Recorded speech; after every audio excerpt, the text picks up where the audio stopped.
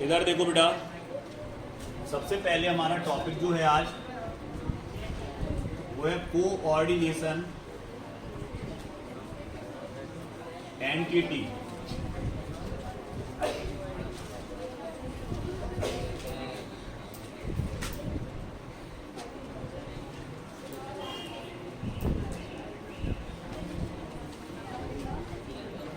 अब बात करते हैं हम कोऑर्डिनेशन एंटिटी की। तो कोऑर्डिनेशन एंटिटी का मतलब होता है कि ये आपका सेंट्रल मेटल एटम है कोबाल्ट, और इससे जुड़े हुए हैं आपके ligand NH3 NH3 NH3 NH3 या आप लिख सकते हो Cl Cl और Cl, ये आपके लिगेंड जुड़े हुए हैं। तो ये इतना हिस्सा या इतना एरिया जहां पर सेंट्रल मेटल एटम है और आपकी लिगेंड है, जो किसके द्वारा अटैच्ड है? बाया कोऑर्डिनेशन बॉन्ड। किसके द्वारा अटैच्ड है बेटा? ये कोऑर्डिनेशन बॉन्ड। इस एरिया को बोलते हैं हम कोऑर्डिनेशन एंटिटी। क्लियर? तो यहां पर देखो यही लिखा है, देखो जरा आप, सेंट्रल मेटल एटम, मतलब ये central metal atom and ligand, ये लिगेंड है आपके। Central metal atom and ligand are commonly, देखो लिखा होगा उसमें, are commonly known as coordination entity. दोनों को मिला दें तो क्या बनता है आपका? कोऑर्डिनेशन एंटिटी बनता है। अब इसमें अगर हम बात करें ये किसके द्वारा जुड़े हैं, तो bonded, central metal atom and ligand bonded बाया कोऑर्डिनेशन बॉन्ड। किसके द्वारा जुड़ा है? कोऑर्डिनेशन बॉन्ड के द्वारा। क्लियर? अब हम बात करते हैं बेटा कोऑर्डिनेशन स्फीयर की। किसकी बात कर रहे हैं हम? कोऑर्डिनेशन स्फीयर की। तो हम यहां फिर से लिख दे रहे हैं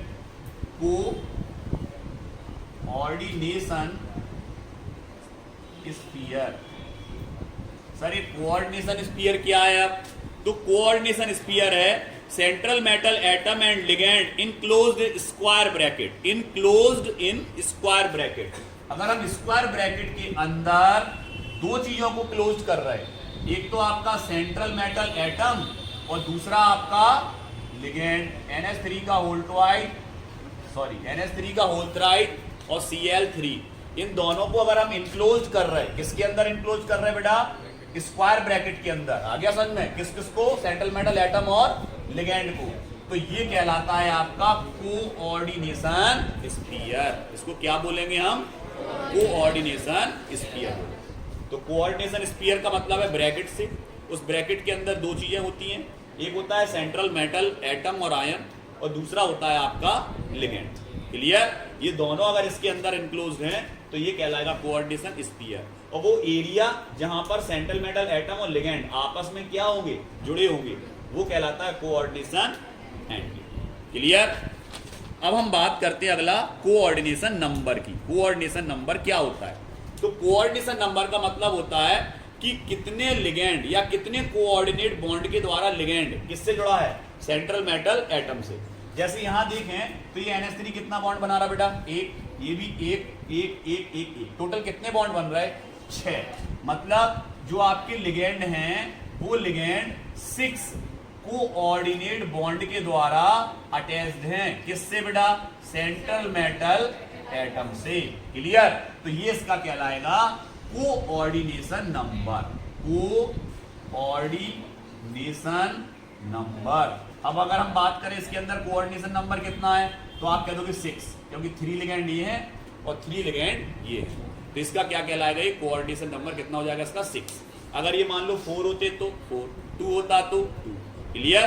तो कोऑर्डिनेशन नंबर क्या होता है कि सेंट्रल मेटल एटम से कितना लिगेंड कंबाइंड है बाया कोऑर्डिनेट बॉन्ड।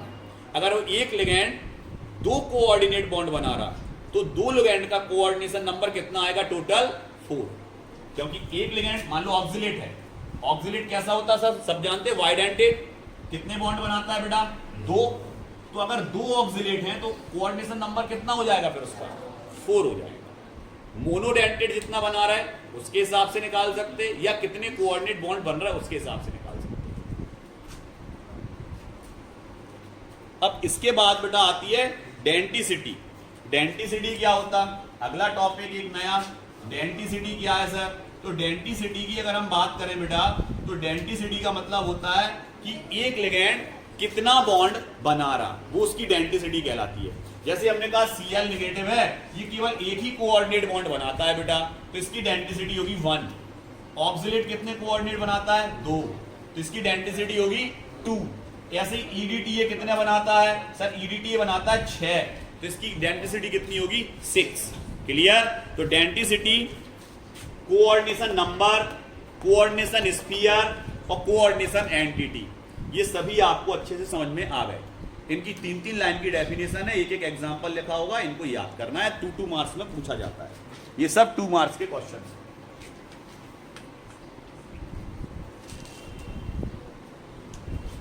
इसके बाद एक स्पेशल टॉपिक है जो 3 मार्क्स में भी पूछा जाता है, 2 में नहीं आएगा, वो 3 में ही आता है लगभग, कीलेट। बहुत इंपॉर्टेंट टॉपिक है बेटा। कीलेट की अगर हम बात करें तो कीलेट क्या होता है? When polydentate ligand form ring structure, जैसे हमने ये कहा ये कोबाल्ट है, और इस कोबाल्ट से आपके क्या जुड़े हुए हैं? कोबाल्ट से जुड़े हुए हैं पॉलीडेंटेड लिगेंड। पॉलीडेंटेड लिगेंड क्या होते हैं? जैसे हमने कहा EN कितना बॉन्ड बनाता बेटा? 2। अगर मान ले कि हमारे पास एक पॉलीडेंटेड लिगेंड है EN, और EN यहां से भी बॉन्ड बना रहा है इसके साथ, और यहां से भी एक बॉन्ड बना रहा है इसके साथ। क्लियर? मतलब कितने बॉन्ड बना रहा? 2। ऐसे यहां से भी कितने बन रहा है? EN के द्वारा 2 बॉन्ड। ऐसे यहां पे भी EN के द्वारा कितने बॉन्ड बन रहा है? 2। तो देखो एक रिंग टाइप स्ट्रक्चर बन गया। रिंग टाइप स्ट्रक्चर मतलब एक स्फेरिकल, उसको रिंग टाइप स्ट्रक्चर बोले, गोलाकार स्ट्रक्चर बन गया। आ गया समझ में? इस स्ट्रक्चर को हम क्या बोलते हैं? कीलेट। इस स्ट्रक्चर को क्या बोलते हैं हम? कीलेट। तो कीलेट हमेशा याद रखोगे, कीलेट कौन बनाएगा? मोनोडेंटेड लिगेंड कभी भी कीलेट नहीं बनाएगा, हमेशा पॉलीडेंटेड लिगेंड ही क्या बनाएगा? कीलेट, जिसमें बॉन्डिंग बनाने की कैपेसिटी एक से ज्यादा।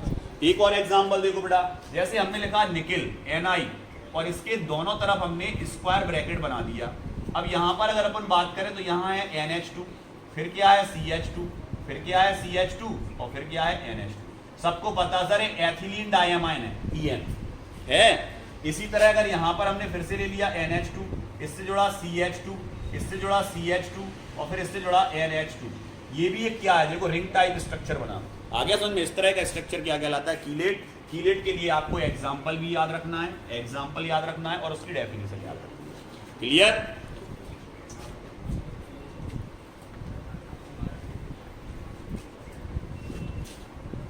इसके बाद हम बात करते हैं बेटा होमोलैप्टिक और हेट्रोलैप्टिक, 2 तरह के कंपाउंड होते हैं। बात नहीं आपस में बेटा, होमोलैप्टिक राम राजा, हेट्रोलैप्टिक हमसे पूछो बेटा क्या पूछना? हेट्रोलैप्टिक। होमोलैप्टिक और हेट्रोलैप्टिक 2 तरह के कंपाउंड है बेटा। दोनों तरह के कंपाउंड को कैसे आइडेंटिफाई करते हैं कि होमो और हेट्रो है? बस होमो के लिए ये है कि इसमें सेम टाइप लिगेंड होते हैं। जैसे हमने कहा कोबाल्ट NH3 का होल 6, तो गौर से देखें इसमें NH3 के अलावा कोई भी लिगेंड नहीं है। अगर इसमें कोई भी लिगेंड नहीं है तो ये होमोलैप्टिक होगा बेटा। कैसा होगा? होमोलैप्टिक। लेकिन इसी एग्जांपल को अगर हम ऐसा लिखें CONH3 का होल 4 Cl2, देखो 2 टाइप इसमें लिगेंड आ गए। आ गया समझ में? तो ये चला जाएगा आपका हेट्रोलैप्टिक में। हेट्रोलैप्टिक वो होता है जिसमें different type ligand central metal atom से जुड़े होते हैं, कंबाइन होते हैं बाया कोऑर्डिनेट बॉन्ड। और और होमोलैप्टिक वो कहलाता है इसमें सेम टाइप लिगेंड होती है। क्लियर?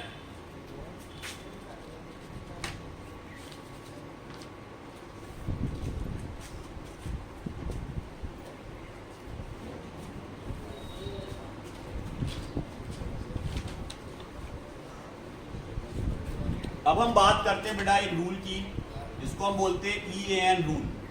मोस्ट इंपॉर्टेंट है, लिख दिया यहां IMP, इंपॉर्टेंट है एग्जाम के हिसाब से। EAN रूल आता भी है पेपर में। EAN क्या है? इसका फुल नेम होता है बेटा effective atomic number. Effective atomic number, ये है आपका फुल नेम इसका। Effective atomic number effective atomic number क्या कहलाता है? तो किसी भी लिगेंड में कोई भी आप सबसे पहले आप एक कोऑर्डिनेट कंपाउंड ले लो। कोऑर्डिनेट कंपाउंड में हमने ले लिया CO या ये ले लिया K4FeCN का होल 6। ये हमारे पास क्या है बेटा? एक कोऑर्डिनेशन कंपाउंड है। इस कंपाउंड के अंदर अगर हम बात करें तो इस कंपाउंड के अंदर सबसे पहले हम देखें K। अब इसमें निकालना क्या पड़ता है? सबसे पहले निकालना पड़ता है ऑक्सीडेशन नंबर। किसका ऑक्सीडेशन नंबर? Fe का, सेंट्रल मेटल एटम का। कैसे निकालते हैं? सबको पता सर इसका कोऑर्डिनेशन नंबर कैसे ऑक्सीडेशन नंबर कैसे निकालते हैं?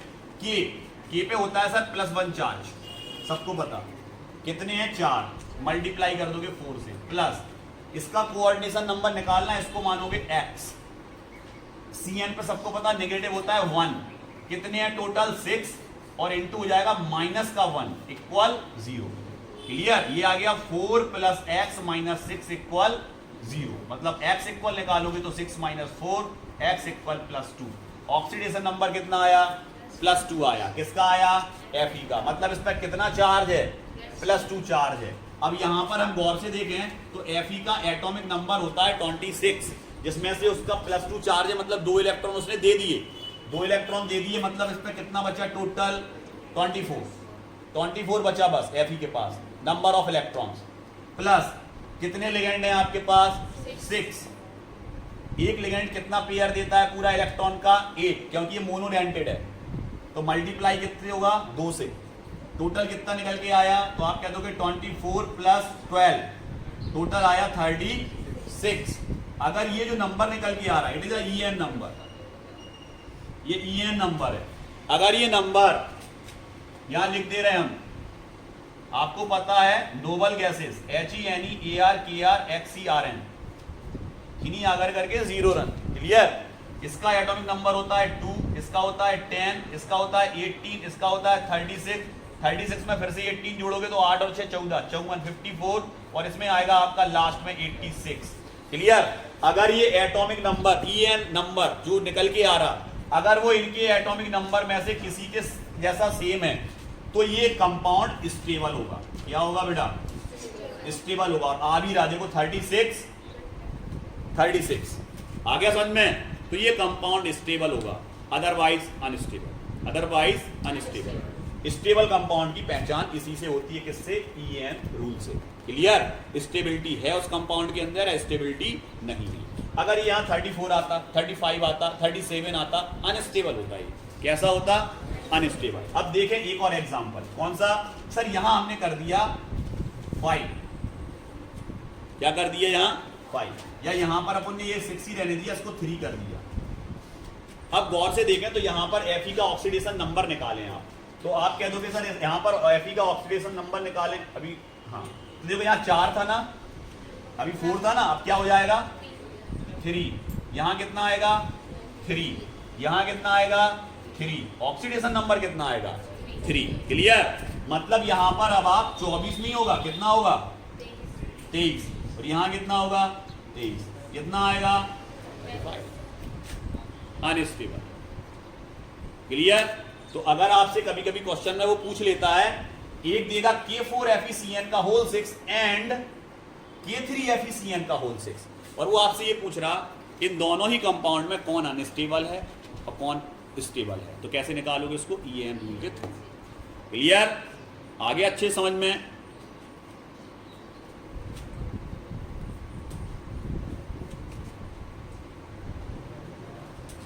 कॉपी खोलो जरा सब अपनी रफ, और हम आपको कुछ कंपाउंड दे रहे हैं, उनमें अनस्टेबिलिटी और स्टेबिलिटी निकाल के बताओ।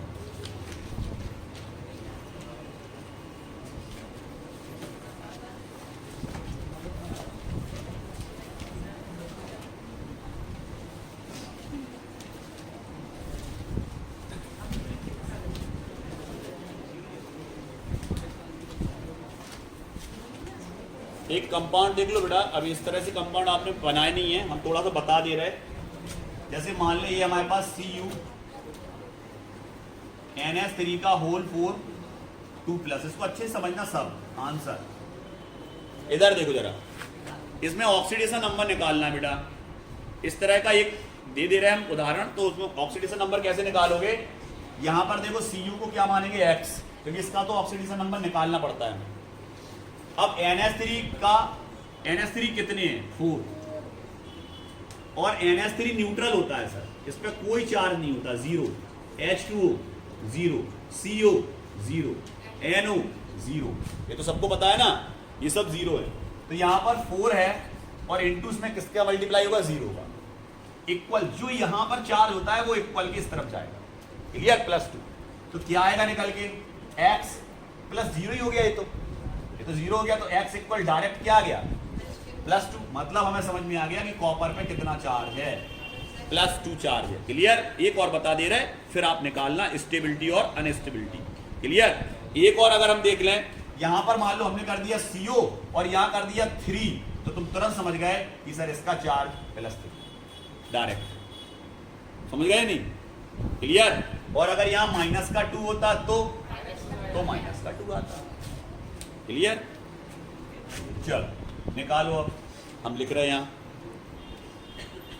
Cu NH3 का होल 4 +2 फर्स्ट। सेकंड में आपका है CO NH3 का होल 3 पॉजिटिव। अगला CO NH3 का होल 6 Cl3।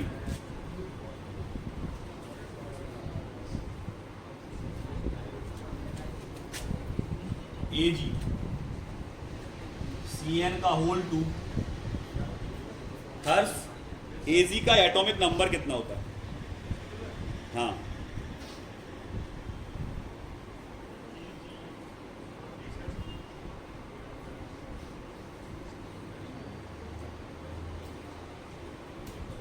अब यहां हम कुछ बता दे रहे हैं बेटा, इनके याद कर लेना। Ag cobalt, copper, Fe, Zn, Ni, Pt, Au आ गया तो कितना, और इसके अलावा Pd पैलेडियम और Pb लेड आ गया समझ में। और कुछ छूट रहा गया इसमें जो इंपॉर्टेंट है, क्रोमियम नहीं आया ना अभी, हाँ Cr क्रोमियम, और कुछ इन सब के एटॉमिक नंबर याद कर लेना, क्लियर? इसमें से एटॉमिक नंबर याद क्या करना है, तुम्हें टेबल याद है 3D 4D और 5D। इसमें से कुछ 3D के हैं, कुछ 4D के हैं, 5D का एक आध हो तो हो, लेकिन 3D 4D की होंगे लगभग, क्लियर? इनके एटॉमिक नंबर आपको याद करने हैं। अभी हम बता दे रहे हैं, कॉपर का सबको पता है कितना होता है, 29, कोबाल्ट का होता है 27, ठीक है, ऊपर वाले क्लियर। Ag का हम आपको बता दे रहे हैं,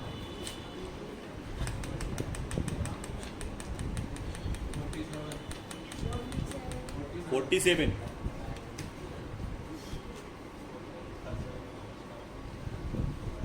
अदरवाइज याद करो, ठीक है?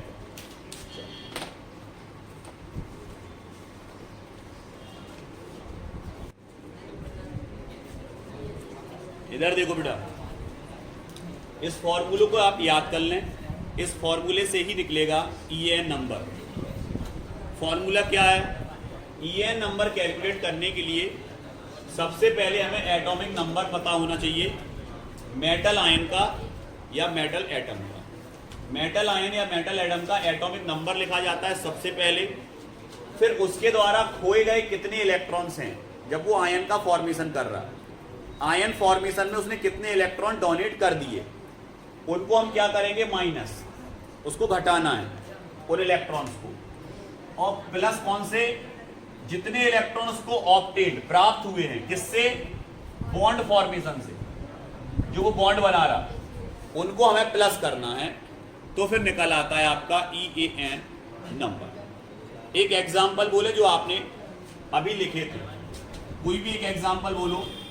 Cu NH3 का होल 4, ऊपर क्या था, +2, क्लियर? सबसे पहले अगर हम बात करें तो सबसे पहले आपको लिखना है atomic number of metal ion और एटम।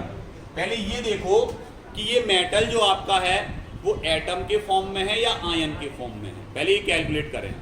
तो अगर हम इस पे सबसे पहले ऑक्सीडेशन नंबर निकालेंगे तो ये पता चल जाएगा कि इस पे कोई ऑक्सीडेशन नंबर इसका 0 तो नहीं आ रहा। अगर इसका ऑक्सीडेशन नंबर 0 आ रहा मतलब इस पे कोई चार्ज नहीं है, और अगर इस पे कोई चार्ज आ रहा तो उतने हम इसके मेटल एटम को एटॉमिक नंबर लिखना है, उसके बाद लॉस इलेक्ट्रॉन, वो लॉस इलेक्ट्रॉन निकालना है कितने इसने दिए। तो एटॉमिक नंबर कितना था कॉपर का, हम EN नंबर निकाल रहे हैं, पहले ऑक्सीडेशन नंबर निकालो इसका, इससे आपको लॉस इलेक्ट्रॉन पता चल जाएगा। तो इलेक्ट्रॉन कैसे निकालते, X प्लस टोटल 4 इंटू कितना आएगा आपका 0, क्योंकि NH3 is a neutral ligand, इस पर कोई चार्ज नहीं होता, इक्वल में प्लस। ये तो सबने कर लिया था यहां तक, अच्छे से समझो, 2 एग्जाम्पल से हम आपको क्लियर कर देंगे, ठीक है।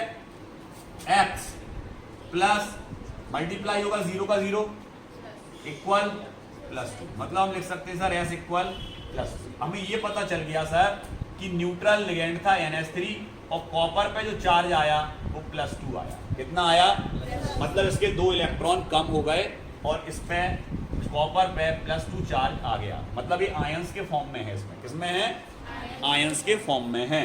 तो हम सबसे पहले क्या लिखेंगे बेटा, इसको हटा दें अब, क्लियर, बस हमें तो ये देखना था ये कितना चार्ज है।